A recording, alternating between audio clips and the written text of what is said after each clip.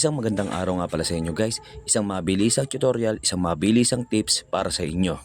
Sa araw na ito, ituturo ko sa inyo kung paano ba i-fix ang isang automatic washing machine na hindi nag-i-spin. Sa bidyong ito, kung mapapansin nyo, hindi sumasama yung kanyang tab, pulsator lang yung umiikot. So paano? Huwag kayong kukurap, samahan nyo ko, ituturo ko sa inyo kung paano ba gawin ang automatic washing machine na ito. So first step natin, itagilid natin yung washing machine.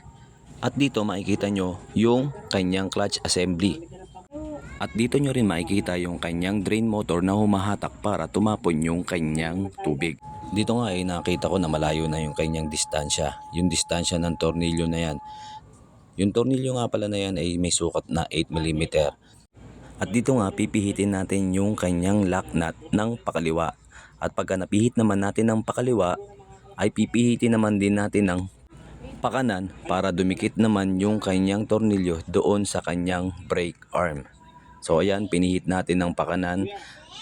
Kapag nakita na natin dumikit yung kanyang tornilyo doon sa brake arm, yan, yung tinuturo ko na yan, yung may grasa na yan, yan ay siguradong hahatak na at mag-spin na yung kanyang tab. Kung mapapansin nyo, nakailang pihit din ako dyan. Pero nasa sa inyo naman, kung nakita nyo naman na nakadikit na, ay ayos na yon.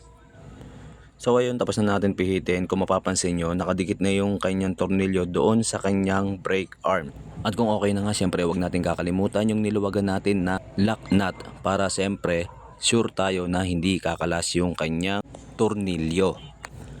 At syempre testingan na tayo. So kung mapapansin nyo, humahatak na ng maayos yung kanyang brake arm. At sumasama na rin yung kanyang gear clutch assembly. Yun, kung nakatulong ang video na ito, syempre huwag niyo naman kalimutan mag-like, share, follow para lagi kayong updated sa aking mga videos. All around CG, sama-sama.